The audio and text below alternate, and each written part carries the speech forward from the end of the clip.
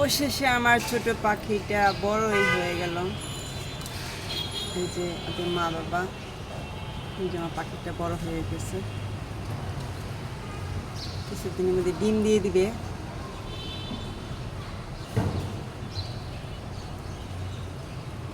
পাখিটা এখন নিজে নিজে এক জায়গা থেকে আরেক জায়গায় যায়, খাবারও খায়, শরীরের লোমগুলাও বড় হয়ে গেল।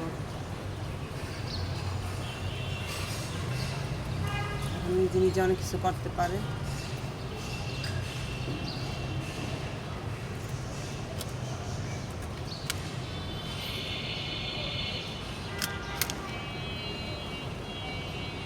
ছোট পাখিটাও এখন খুব সুন্দর করে ডাকে।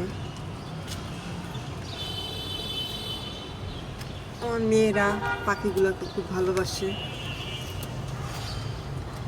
সারাদিন খালি ওদের সাথে কথা বলে।